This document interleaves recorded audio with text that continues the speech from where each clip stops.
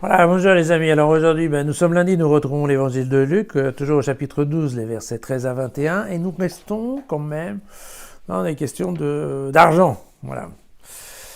Après ce que l'on devait à César, on va voir que Luc a encore des grandes idées sur la gestion de son portefeuille. Du milieu de la foule, quelqu'un dit à Jésus, Maître, dis à mon frère de partager avec moi notre héritage. Mais Jésus lui répondit, qui m'a établi pour être votre juge ou pour faire vos partages? Et il leur dit, attention, gardez-vous de toute avidité, ce n'est pas du fait qu'un homme est riche qu'il a sa vie garantie par ses biens. Et il leur dit une parabole, il y avait un homme riche dont la terre avait bien rapporté. Alors il se demandait, mais que vais-je faire? Car je n'ai pas où rassembler ma récolte. Puis il se dit, voilà ce que je vais faire. En fait, je vais démolir mes greniers, j'en bâtirai de plus grands et j'y rassemblerai tout mon blé et mes biens. Voilà. Et après, je pourrai me dire à moi-même, eh bien, me voilà avec quantité de biens en réserve pour de longues années. Alors, repose-toi, mange, bois, fais mon bombance.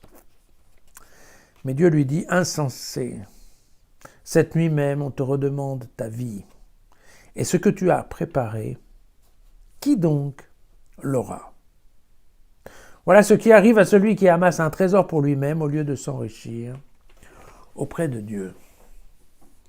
Ah, une bonne petite leçon de morale et de charité, hein, comme Luc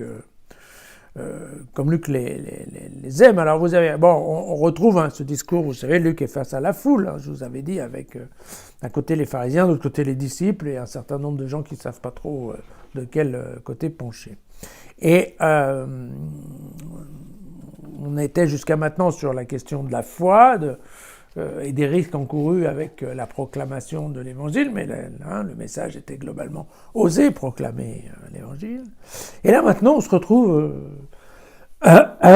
coincé, si je veux bien dire, dans des histoires d'argent, ce qui peut un peu paraître un peu surprenant. Mais c'est effectivement ce qui nous arrive ici. On se souviendra que Luc, qui est un homme brillant, vit dans une communauté assez confortable, assez à l'aise. Donc très souvent, Luc est obligé de rappeler un certain nombre de devoirs liés à la religion, qui sont entre autres des devoirs de charité, de redistribution et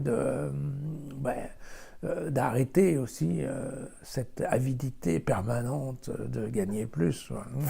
Bon. Ouais, déjà à l'époque c'était comme ça. Ne vous inquiétez pas, c'est pas nouveau. Alors,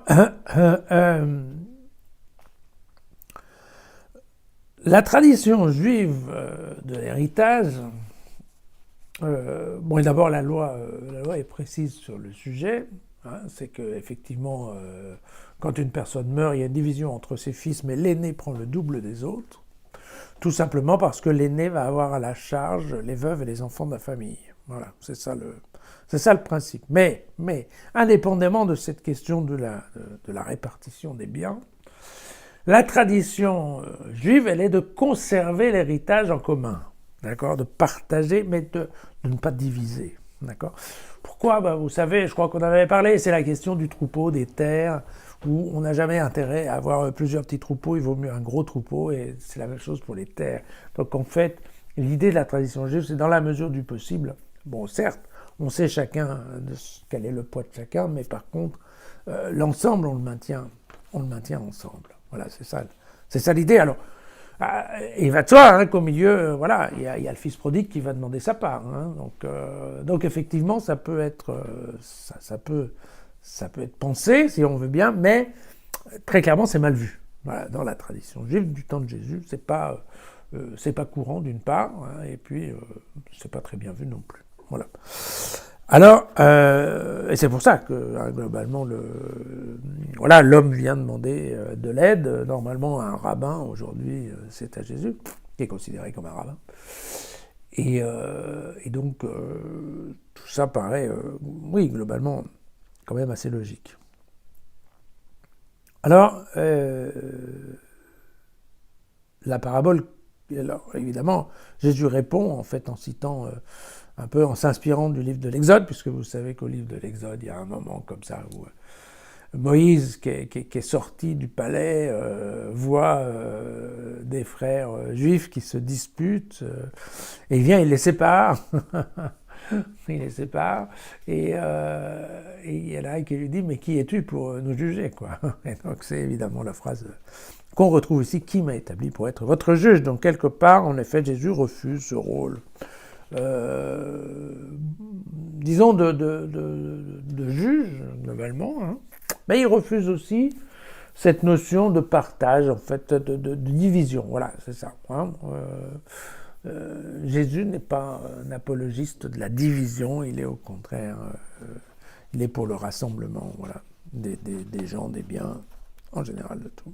Alors, la parabole qui vient ensuite, hein, la parabole de l'homme riche, là, qui vient d'ailleurs pas forcément de la même source hein, que le truc qui était avant, c'est un peu Luc qui les met ensemble.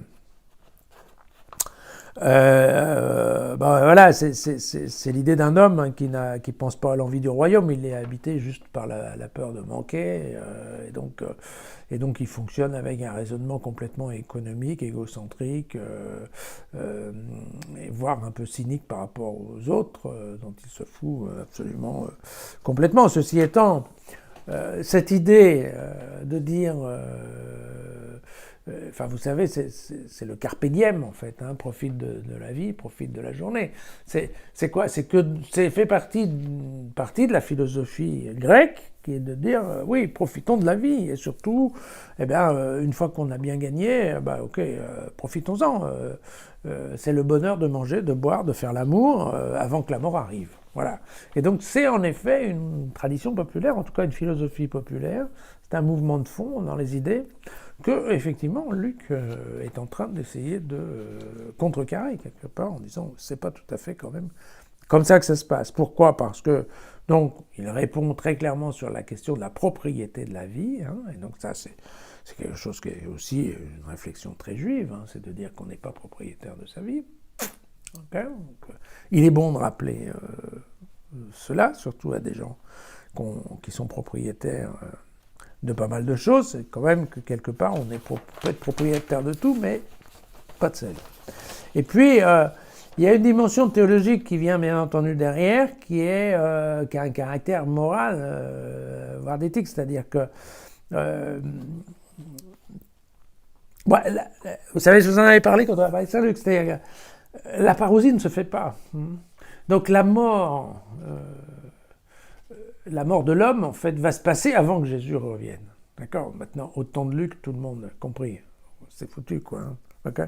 Donc, il est important pour Luc de commencer à mettre dans la tête de ses amis communautaires qu'il faut se préoccuper un peu de l'après de la vie, parce qu'on va mourir.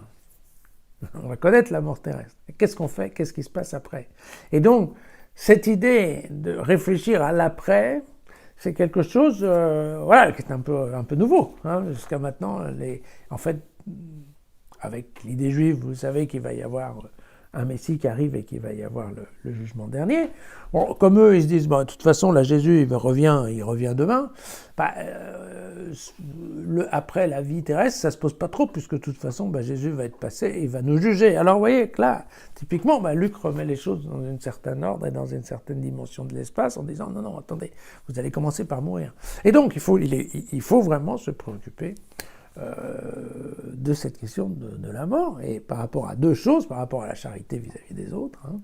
Et ça, c'est cette petite phrase de l'Évangile, hein, qui donc l'aura, voilà. Mais c'est aussi, quelque part, eh bien, se protéger ou préparer sa relation avec Dieu. D'accord ?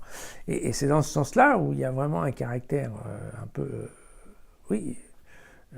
théologique, qui est ne pas oublier de craindre Dieu. Vous savez, je l'ai dit plusieurs fois, Luc est un craignant Dieu. Voilà. Et c'est vrai que les gens qui vont bien dans la vie, qui sont confortables, ils ont assez facilement tendance à oublier Dieu, parce qu'a priori, ils ont les soucis du monde, bien entendu, le souci des plaisirs et tout ça, donc les asphyxier du bord du chemin. Mais en plus de ça, quand tout va bien, on réfléchit pas trop à ce qui se passe après, quoi. C'est toujours vrai. Hein. Et donc, en fait, voilà. Et Luc rappelle cette idée, attention, attention. D'abord, la vie ne vous appartient pas. Deuxièmement, il ne faut pas oublier qu'il y a Dieu. Et que donc, il n'est quand même pas question d'oublier cette question-là. Donc, craignons Dieu. N'oubliez pas de craindre Dieu, parce que c'est salvateur aujourd'hui de craindre Dieu. Voilà.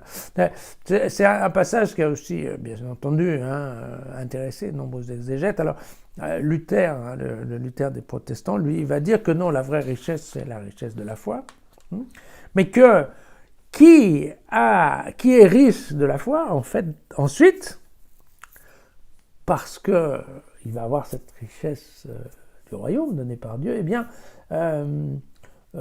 globalement, ça ne doit pas l'empêcher de chercher la richesse terrestre, parce que de toute façon, c'est la foi qui va lui faire distribuer. Donc, et là, on retombe bien, c'était un petit peu l'idée des Juifs, c'était de dire non, Dieu veut des gens riches qui puissent partager et qui puissent lui donner de l'argent en termes de culte. Voilà.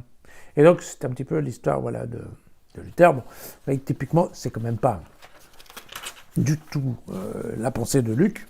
Et la pensée de Luc, c'est de dire, écoute, arrête d'amasser du fric pour toi tout seul, parce que globalement, c'est idiot, il vaut mieux que tu le distribues aux autres, et si possible, avant que tu meurs. Voilà. C'est un bon message. C'est vrai qu'on n'aime pas, même encore, je ne connais pas grand monde qui aime beaucoup penser à l'après. Mais voilà, c'est ce dont Luc nous parlait aujourd'hui. Voilà, à demain.